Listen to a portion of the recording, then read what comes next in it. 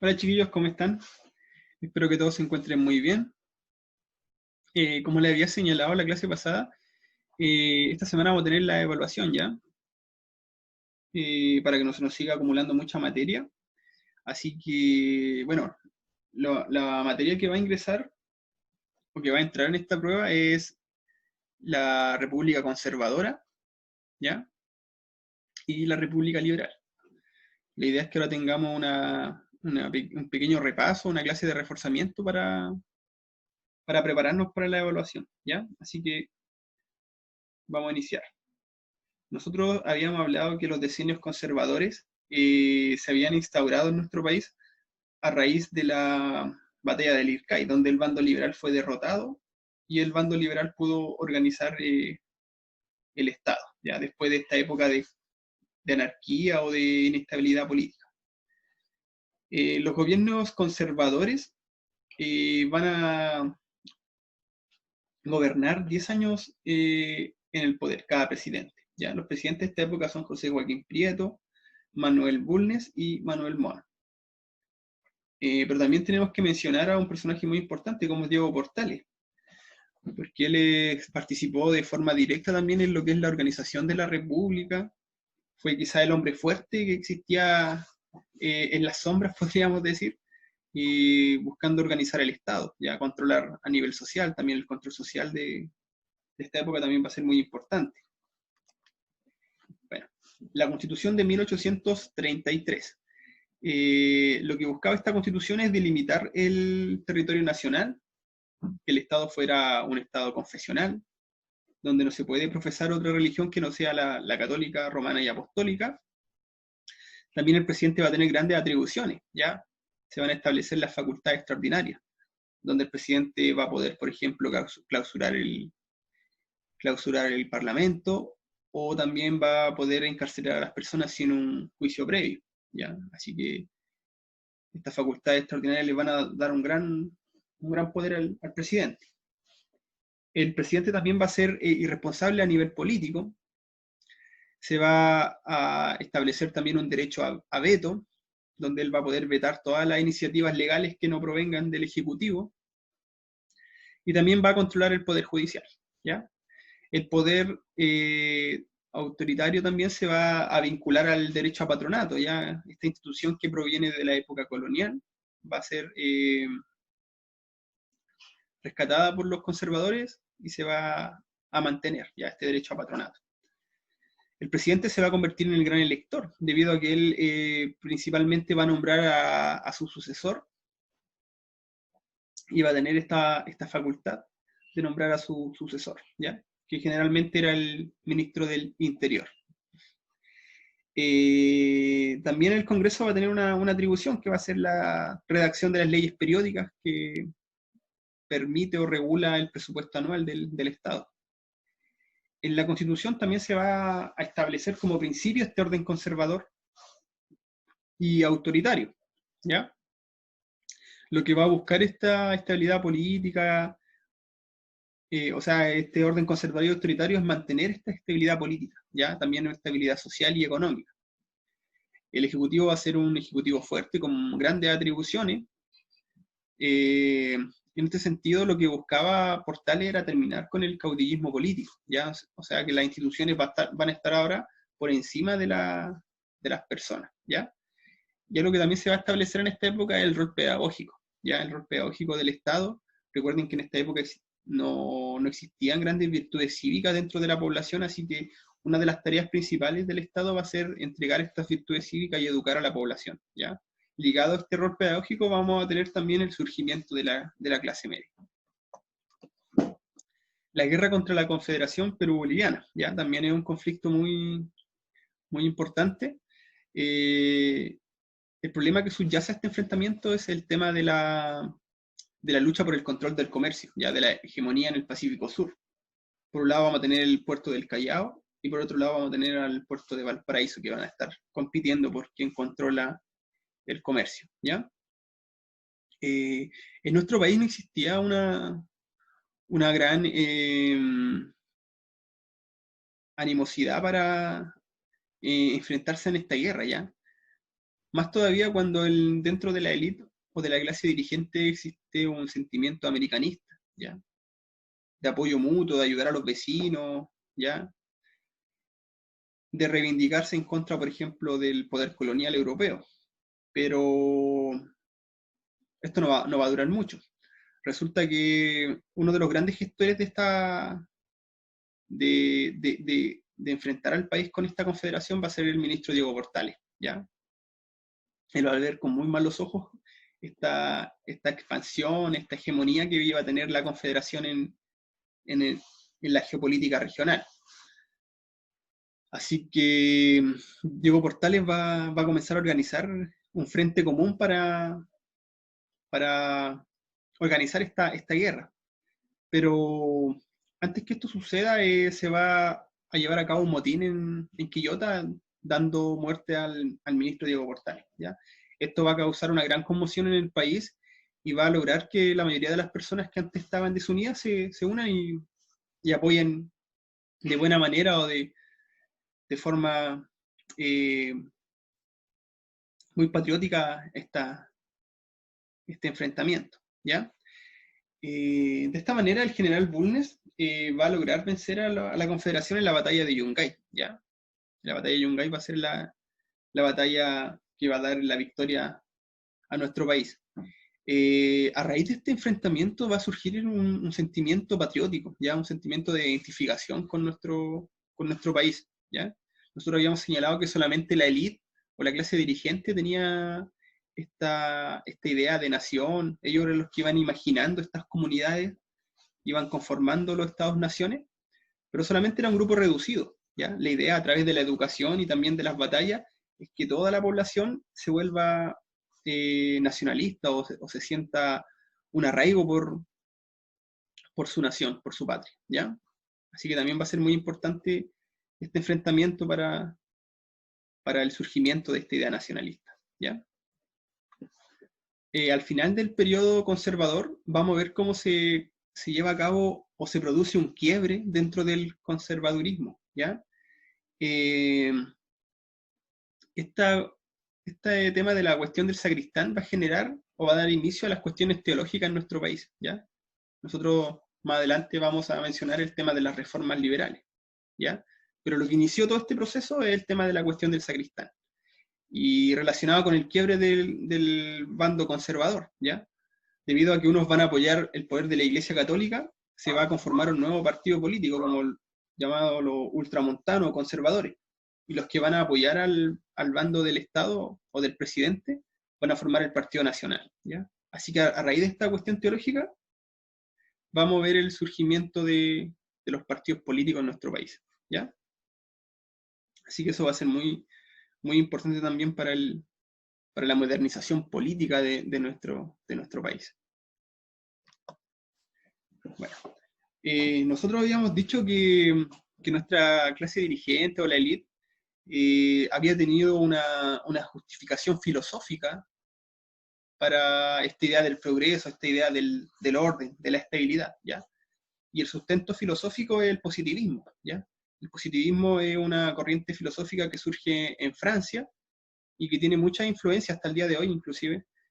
Así que nuestra élite se empava por esta ideología y empieza a propugnar esta idea, ya esta idea del progreso, del orden, que van a ser muy propugnadas por Diego Portales, ¿ya?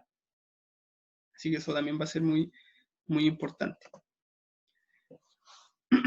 Bueno, nosotros ahora nos vamos a centrar en lo que es los factores que explican esta modernización económica en nuestro país, ¿ya?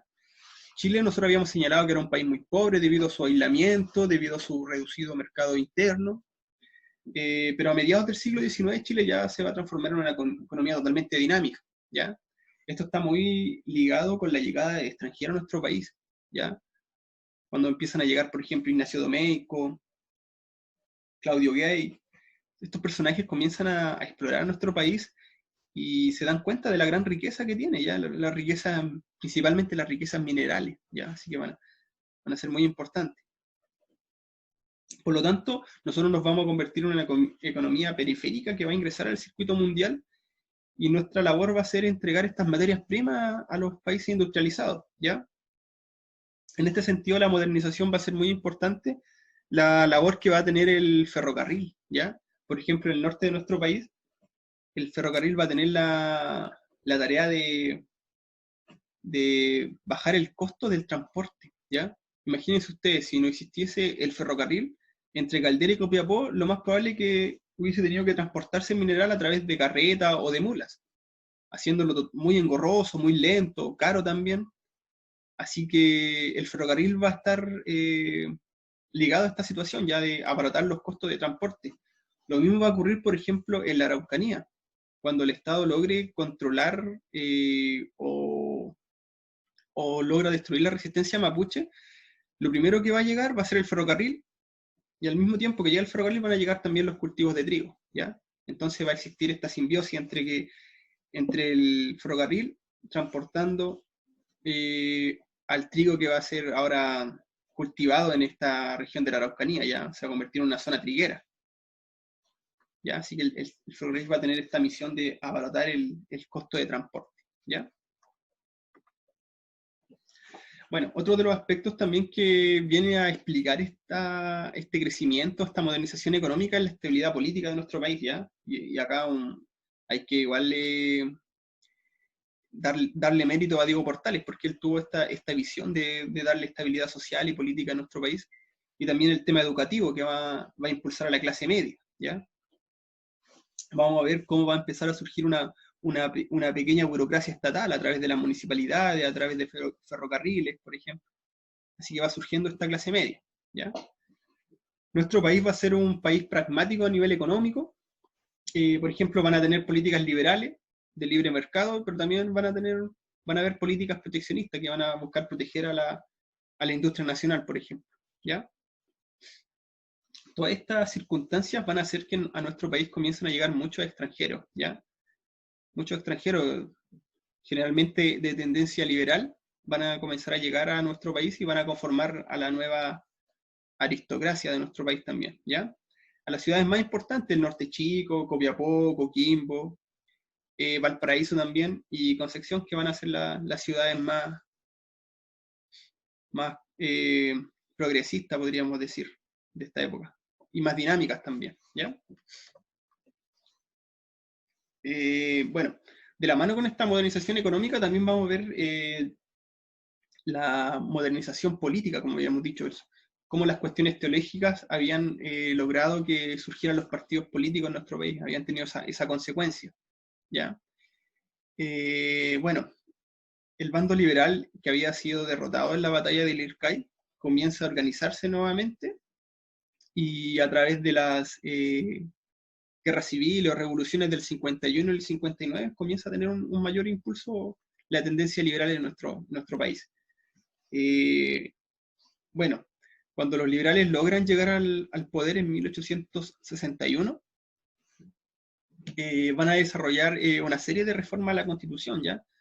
La primera reforma que se hizo fue la de 1870, que impulsó o impidió que la reelección del presidente se hiciera de forma inmediata, ¿ya? Así que va a ser un duro golpe al autoritarismo presidencial, ¿ya? El impedir que éste pueda ser reelegido. En 1873 se va a reducir el quórum legislativo. Esto va a permitir que se puedan llevar a cabo estas reformas, sea mucho más fácil llevar a cabo las reformas constitucionales, ¿ya? Al bajar el quórum legislativo. En 1874 se van a agregar garantías constitucionales, ¿ya? Por ejemplo, que van a asegurar el derecho de libre reunión, la asociación sin permiso previo y la libertad de enseñanza, ¿ya? También se van a redactar leyes que van a impedir que se den estos casos de incompatibilidades de los cargos públicos, ¿ya? También está en directa relación con quitarle poder al presidente también. También se van a limitar las facultades extraordinarias, ¿ya? Esta va a ser una de las causas más importantes que van a tener los liberales. Ellos siempre van a estar ahí impulsando el terminar con estas facultades extraordinarias porque le quitan todo el sentido de república o república democrática a nuestro país, estas facultades que le entregan un gran poder al presidente, ¿ya? El poder del Estado. Bueno, También se van a llevar a cabo, se va a agilizar el tema de las acusaciones parlamentarias, le va a dotar de este mecanismo al Parlamento, lo va a hacer mucho más eficiente, más ágil, y también va en contra también del poder del presidente, porque los ministros van a poder ser acusados ahora por el Parlamento, de forma mucho más rápida, más eficiente, ¿ya? Y también algo muy relevante también y que va a terminar por catapultar al gobierno conservador va a ser la reforma a las elecciones, que va a terminar con el voto censitario, ¿ya? Porque esa era como la fuente del poder que también tenía el bando conservador, el no permitir que muchas personas participaran en las elecciones, ¿ya? Así que se va a terminar con el voto censitario, eso también va a ser muy relevante.